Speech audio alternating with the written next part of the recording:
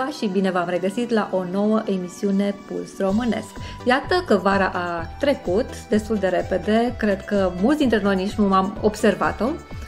Pentru astăzi am pregătit ca de fiecare dată foarte multe materiale cu retrospectiva evenimentelor care au avut loc în această vară, în comunitatea noastră, în comunitatea românească, dar înainte de asta aș vrea să o prezint pe cel mai nou membru al echipei Puls.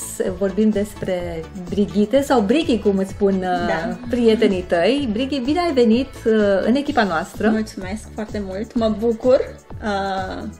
E o nouă oportunitate pentru mine și sunt nespus de bucuroasă să fac parte din această echipă și sper ca să avem multe proiecte și multe reușite înainte. Sunt convinsă. Brighi, dacă vrei să ne spui câteva cuvinte despre tine, despre poate cum ai venit în Canada, pentru că se pare că este totuși un subiect care interesează. Am vorbit cu mulți prieteni, cu mulți români care mi-au făcut niște sugestii și de cele mai multe ori mi-au spus: de ce nu aduci înapoi mica emisiune cu povestea mea ca și român venit în Canada? Și cred că o să începem astăzi cu tine. Dacă vrei să ne spui câteva cuvinte despre tine, cum ai venit tu în Canada? Desigur, povestea mea nu este foarte grandioasă ca alte poveste care probabil ai auzit. Am venit în 2008 cu părinții mei. Cum s-au întâmplat lucrurile au fost că în 2003 am mai fost aici în Canada doar eu.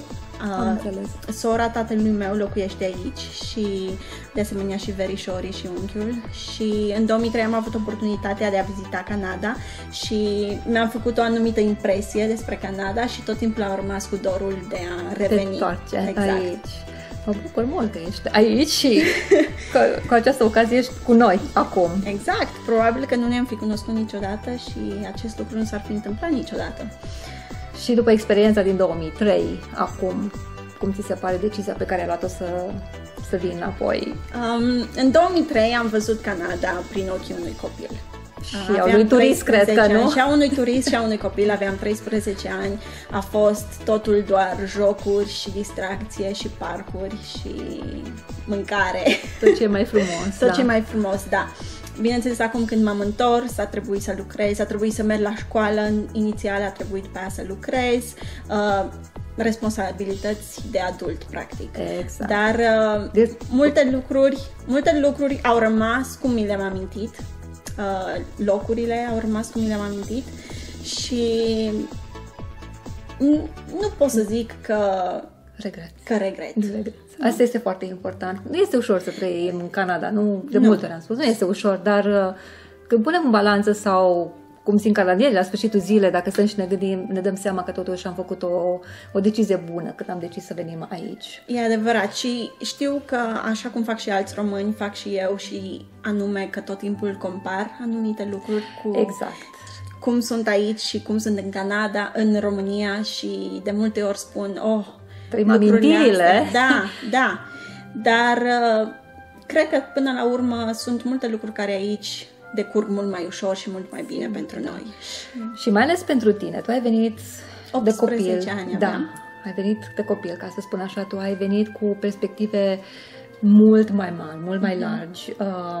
Și asta mă direcționează puțin către întrebarea vis-a-vis de cariera ta. Dacă vrei să ne spui câteva cuvinte despre tine, ca și om de, nu business, dar ca și carieră. Da, când am venit în Canada, am continuat liceul, clasa 12-a. Nu aveam foarte multe planuri de ceea ce am să fac mai departe cu facultatea, dar când am fost întrebată prima oară ce aș vrea să fac, m-am gândit jurnalism. În România avusesem ceva experiență de câteva luni la revista școlii cu fotografii și articole, dar și cred că aia m-a făcut probabil să decid că aia aș vrea să fac. Dar bineînțeles, când am ajuns la facultate și anume la Conestoga College, experiența a fost diferită de cum mă așteptam și în bine. Asta este foarte bine. Dar în bine. Și nu am regretat că am ales acest program. Journalism Broadcast este programul de 2 ani și trebuie să spun că mă simt foarte norocoasă să te cunosc și să te întâlnesc, pentru că de mult îmi doream să pot să colaborez cu cineva care vorbește românește, care este în domeniul de jurnalism și să dorească să fie parte din echipa noastră, pentru că de multe ori m-am gândit, aș vrea să fim mai mulți, să avem multe idei, să încercăm să concepem poate un alt tip de emisiune. Deci, deocamdată lucrăm cu ce avem, nu? Dar sunt convinsă că dacă noi începem să colaborăm și vom atrage mai mulți colaboratori care să fie interesați să contribuie cu idei, vom deveni o emisiune care să intereseze cât mai mult publicul, că de fapt scopul este să ținem publicul interesat cu emisiunea noastră. Da, eu cred că este mult spațiu pentru a evolua și pentru a duce emisiunea și toate proiectele care le ai în plan foarte departe. Și mă bucur foarte mult că mi-ai dat această oportunitate de a ajuta și de a face ceva. Nu am lucrat niciodată în domeniul jurnalismului în comunitatea românească. Exact, noi ne îndreptăm către o altă întrebare. Deci, este un lucru nou pentru mine, dar mă bucur că am ajuns să fac și acest lucru. Faci acest lucru, dar, până acum am colaborat foarte mult cu comunitatea hispană, în Mississauga, Toronto area. Fac multe interviuri și reportaje pentru emisiunea Hispanic Roots și mă bucur foarte mult. Deci cei care te văd și la emisiunea hispanică să nu se sperie. Nu, deloc. Să nu se sperie că nu au greșit. Acest proiect mi-a deschis foarte multe căi. Am reușit să-mi practic spaniola, am reușit să mă deschid lumii, să cunosc foarte mulți oameni, să am o minte mult mai deschisă și, bineînțeles, să practic ceea ce fac. Exact, asta nu se spune. Este, cum se spune, hands-on. Exact. Aplici practic cunoștințele pe care le dobândit în timpul școlii, care poate la momentul respectiv ți s-au părut inutile, dar după un timp îți dai seama că tot ce ai învățat în școală, la un moment dat, te ajută. Da, bineînțeles că acolo încep lucrurile de bază și după aia depinde de tine dacă le pui în practică mai departe sau nu. Bine, am să te provoc, nu astăzi, pentru că astăzi am pregătit mai multe materiale, nu? Am să te provoc în continuare, de-a lungul emisiunilor noastre, la subiecte care se referă la jurnalism, poate la publicitate. Eu întotdeauna am fost atrasă de acest subiect și eu sunt în domeniu, background-ul meu, ca să spun, de acasă este în comunicare și relații publice și mi-am dorit cumva, nu știu dacă m-am și exprimat, dar mi-am dorit cumva întotdeauna să lucrez în publicitate. Am fost întotdeauna atrasă de acest domeniu pentru că mi s-a părut bine că niciodată nu te poți plictisi când lucrezi în publicitate, lucrezi cu foarte multă lume, trebuie să fii creativ, trebuie să lucrezi cu oameni creativi, ceea ce este extraordinar de bine. Cred că ai foarte mult fun, ca să spun așa, pentru că ai nevoie să ieși puțin din cotidian și să gândești puțin diferit din alte perspective. Ești o altă persoană și asta m-a atras întotdeauna. Cred că n-am avut curajul să merg în direcția respectivă. Nu-mi pare rău, dar am admirat totdeauna oamenii care au lucrat în domeniul de publicitate, de advertisement. Bine, ne mutăm, nu știu, ai vrut să mai spui ceva? Da, am vrut să spun că acum că voi fi și eu prezentă în echipa ta, probabil vei avea mai mult timp să te dedici acestei părți al acestui proiect și anume Puls TV și poți să te dedici la marea pasiunea ta care ai reușit foarte mult să o pui în practică. Ne mutăm mai departe la materialele pe care le-am pregătit pentru dumneavoastră. Este vorba de Ziua Română-Canadiană.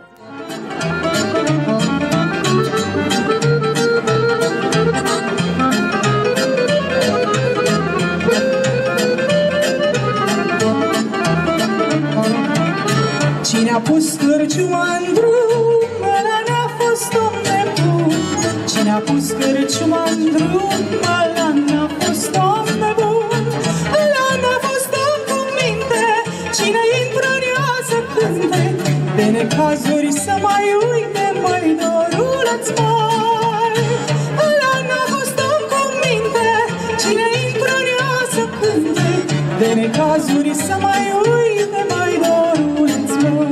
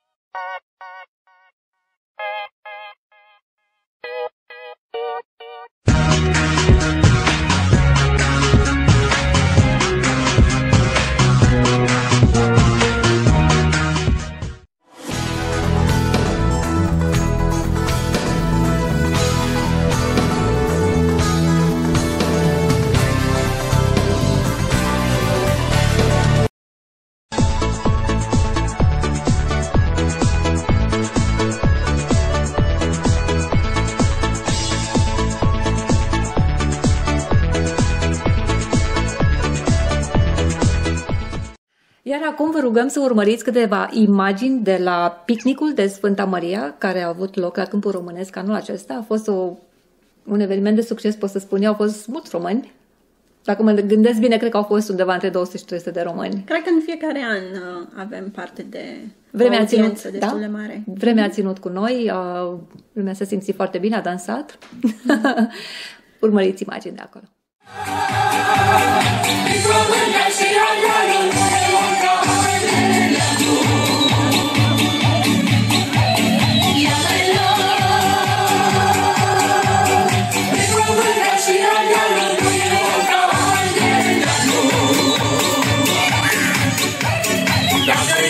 Spune frate, frate, este până la moarte omenia lui place și ce spune aia pasă. Așa el spune frate, frate, este până la moarte omenia lui place și ce spune aia pasă.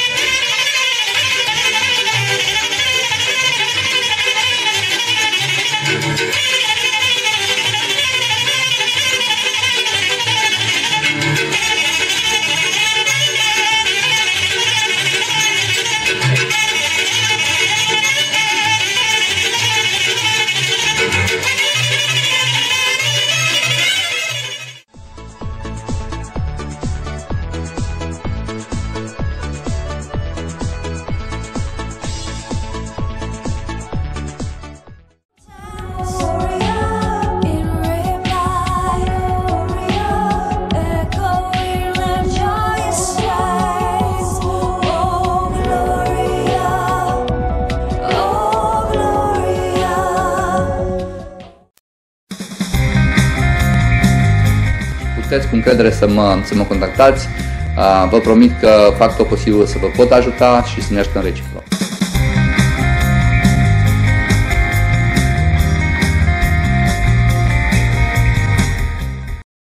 Cunosc o familie care exact au vrut să vândă singuri și ce s-a întâmplat? Tot timpul cineva era la ușă, vrea să vadă casa. Da. Asta este un alt aspect, dar și asta este un aspect care uneori deranjează. Da, asta e foarte important. Cred că asta e cel mai important aspect, pentru că punându-ți casa, fără un agent professional, for sale by owner, de vânzare, nu știi cine intră în casă niciodată. Exact. Sunt atâtea cazuri în care au intrat oameni, care au pricinuit pierderi,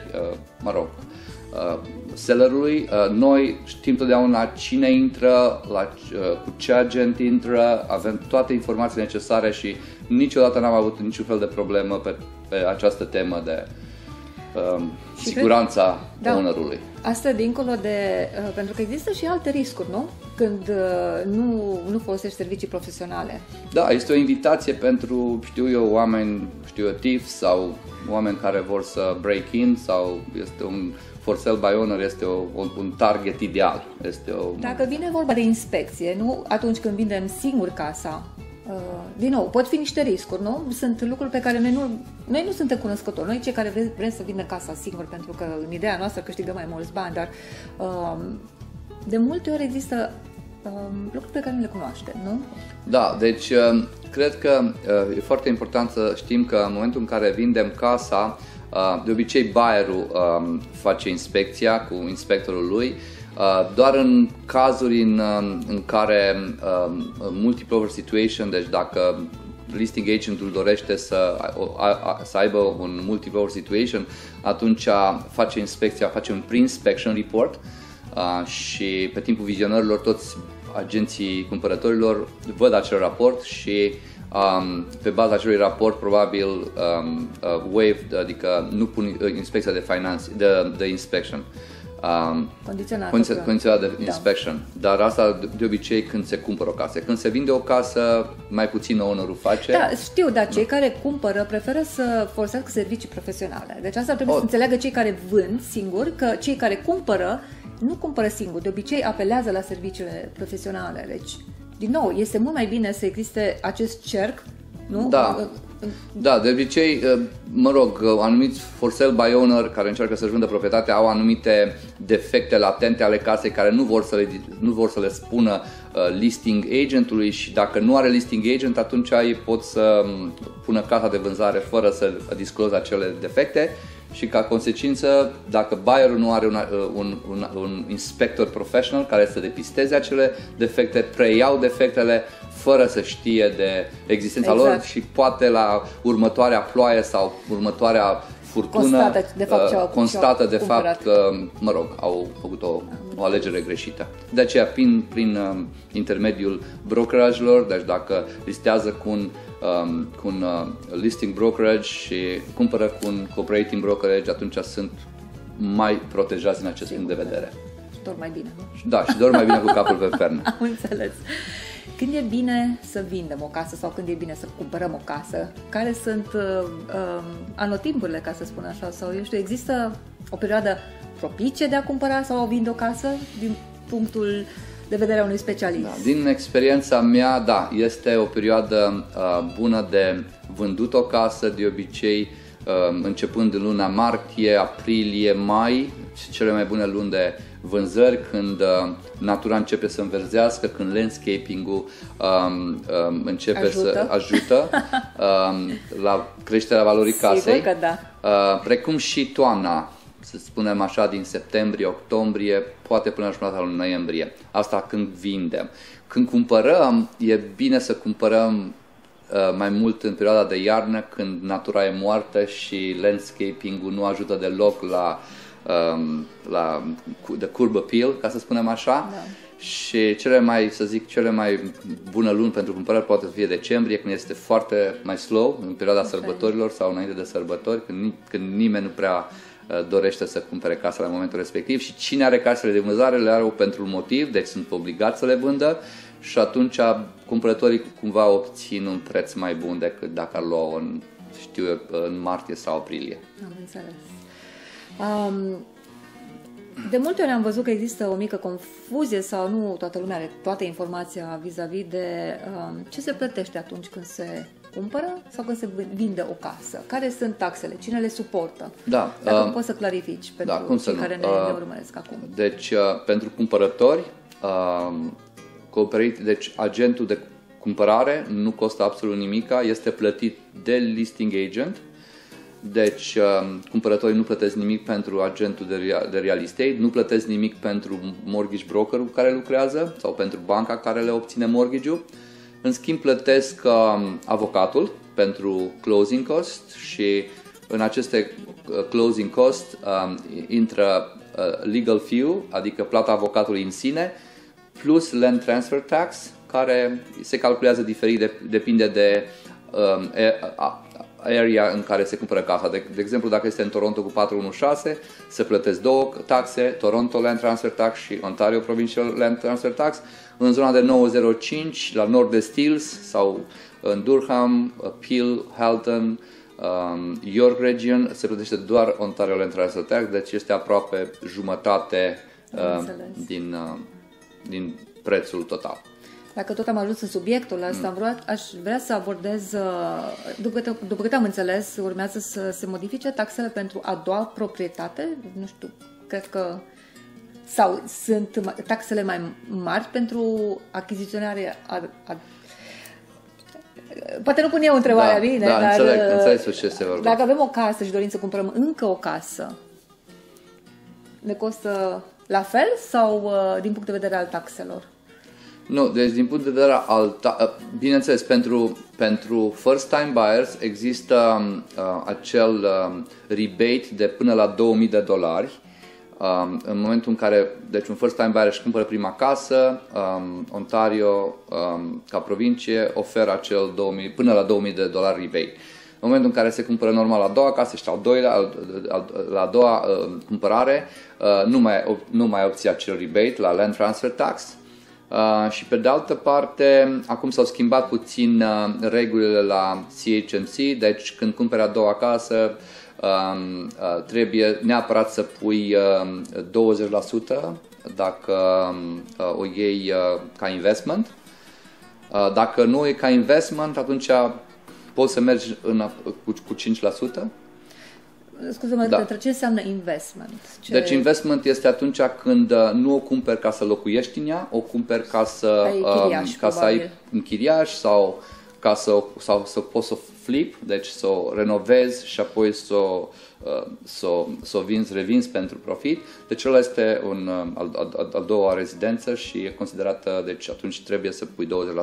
Dacă trebuie să te muți în ea, să spunem că locuiești într-un apartament de o cameră cu familia și ai un copil și vrei să ai o casă mai mare și vrei să păstrezi apartamentul, atunci poți să cumperi cu 5% al doilea, dar condiția este să te muți din acel apartament în casă, să locuiești acolo. Iar apartamentul se poate închiria și se poate folosi acea chirie pe care potențial o iei din apartamentul respectiv pentru aprobarea la a doua casă. Dacă poți să ne ajut, știu că nu este neapărat domeniul tău, dar ce înseamnă down payment-ul? Care sunt cifrele care sunt, eu știu, minime sau există niște condiții? Pentru că în ultimii ani, trebuie să recunoaștem, băncile au fost destul de generoase. Nu? Au ajutat pe cei care au dorit să-și cumpere o casă.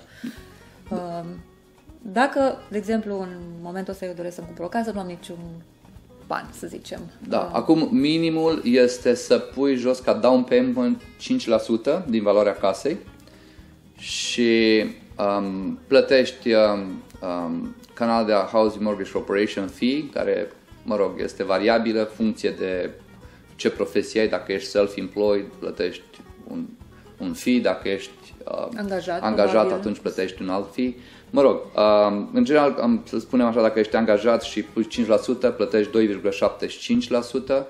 Acum s-au mai făcut ceva modificări începând de la 30 mai, deci acum puțin e diferit, dar au încercat adică se obțin tot mai greu mortgage-urile, asta e adevărul. Asta vreau să spun, că probabil că nu mai este așa flexibilitate. Exact. Anii trecuți, de exemplu, au fost amortizări pe 40 de ani și era cu 0% down payment posibilitate, apoi au redus la 35 de ani amortizare, apoi la 30 de ani, acum maximul este 25 de ani și de la 0% s-a redus la 5%, deci mă rog, încă ratele sunt foarte mici, sunt historic low, deci casele încă au crescut ca valoare, cel puțin în ultimii 9 ani de când profesez eu, au crescut în valoare constant, fiecare zonă cu procentajul ei. Sunt zone în care au crescut cu 8% pe an, sunt zone în care au crescut cu 7%, cu 5%, cu 4%, depinde de zonă și de tipul de proprietate.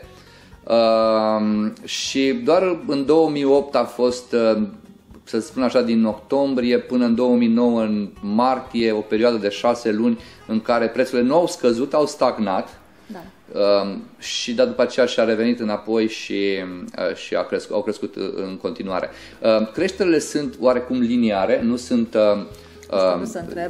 deci nu sunt așa de abrupte cum au fost în Vancouver acum câțiva ani în care piața creștea în fiecare an cu 22%, aici au crescut doar cu, cum am spus, 7%, 6%, 5%, deci o creștere sănătoasă și previzibilă, oarecum, mă gândesc, nu? A fost și puțin previzibilă, nu a fost chiar... Da, datorită faptului că... Surpriză! Faptul că în Toronto este o piață sănătoasă, în GTA, o piață sănătoasă este faptul că din 300.000 de emigranți care vin în Canada, aproape o treime, aproape 100.000 vin în Toronto. Deci este un aflux de emigranți care vin cu bani și au nevoie de casă, deci au nevoie de habitat unde să locuiască cu familia. Și atunci economia merge relativ bine, ratele de mortgage sunt foarte joase, comparație cu perioada 1989-90, când erau 18%, aveau interes ca și acum pe Visa. Și acum, datorită acestui fapt, încă sunt affordable și oamenii preferă să cumpere decât să închirieze și să arunce banii pe geam. Sigur că da. Să-l facă pe landlord fericit și... Am înțeles. Iată că ne apropiem de finalul acestei ediții. Vă mulțumim că sunteți din nou alături de noi. Îți mulțumesc, Prighi, încă o dată că ești aici și ne vedem data viitoare. Vreau să împart viața cu tine.